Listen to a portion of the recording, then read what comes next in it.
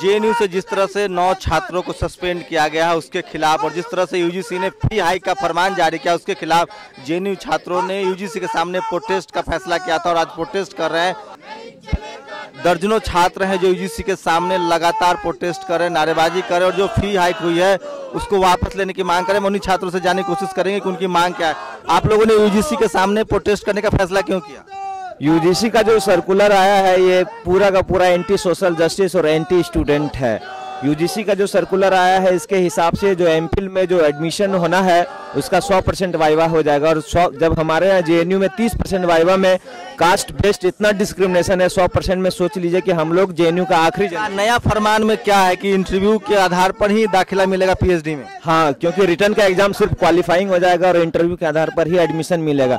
मैं ये कहना नंबर होगा इंटरव्यू में 100% पूरा का पूरा इंटरव्यू ही बेस्ड होगा। तो देखिए इन लोगों का कहना है कि जो नया सर्कुलर जारी हुआ है, यूजीसी ने जो सर्कुलर जारी किया है एमफिल और पीएचडी में दाखिले के लिए, उसमें जो इंटरव्यू है उसी के आधार पर दाखिला मिलेगा। और जबकि लगातार बातें हो रही है, प्रधानमंत्री ने कहा है कि इंटरव्यू के आधार पर लोगों के साथ डिस्क्रिमिनेशन होता है, खासकर बहुजन छात्रों के साथ डिस्क्रिमिनेशन होता है, उसके खिलाफ लोग प्रोटेस्ट कर रहे हैं। जेएनयू के काफी छात्र यूजीसी के सामने आए और वो प्रोटेस्ट कर रहे हैं और उनकी मांग है कि ये जो सर्कुलर जारी किया गया उसे वो वापस ले। क्या मांगे आप लोग की? यूजीसी का सर्कुलर को वापस लेना है।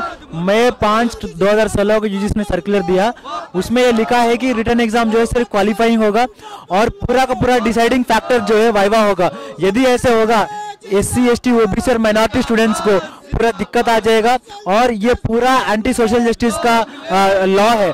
इस कानून को हटाना हमारा डिमांड है। क्या मांग है आप लोग? यूजीसी के सामने क्यों प्रोटेस्ट कर रहे हैं आप? प्रोटेस्ट करने की मांग इसीलिए है क्योंकि जो वाइवा का जो नंबर है उसको 100% किया गया है, रिटर्न मार्क्स को क्वालिफाइंग मार्क बोला गया है। तो जब ये क्वालिफाइंग मार्क होगा और आपने देखा है कि तमाम तरह की यूनिवर्सिटीज़ में पहले ही वाइवा में डिस्क्रिमिनेशन होकर कई सारे मुद्दे सामने आए हुए हैं और जब वाइवा आप पूरा एब्सोल्यूट रखेंगे, 100% रखेंगे तो डिस्क्रिमिनेशन करने का जो दायरा है और बढ़ जाएगा। तो पहली बात उसके खिलाफ है।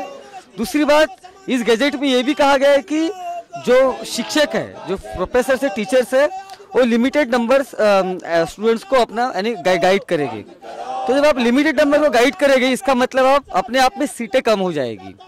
तो वो जब सीटें कम हो जाएगी तो ऑब्वियसली जो आने वाले स्टूडेंट्स है उनकी संख्या कम हो जाएगी। तो देखिए जिस तरह से इंटरव्यू को लेकर लगातार प्रोटेस्ट होते रहे, विरोध होता रहा, लेकिन अब जो नया सर्कुलर आया है इनकी माने तो एमएचआरडी जो है, जो मोदी की सरकार बनी है तब से लगातार यूजीसी स्कॉलरशिप का मामला हो, दलितों के स्कॉलरशिप का मामला हो, ओबीसी स्कॉलरशिप का मामला हो, और अब साफ साफ सर्कुलर जारी किया गया है कि एमफिल और पीएचडी में इंटरव्यू के आधार पर ही दाखिले मिलेंगे। और जबकि लगातार ऐसी खबरें आती रही है कि इंटरव्यू के आधार पर जातिगत भेदभाव होते हैं, उसी के खिलाफ छात्र प्रदर्शन कर रहे हैं। कैमरामैन के साथ शंभू कुमार सिंह, नेशनल दस्तक, दिल्ली।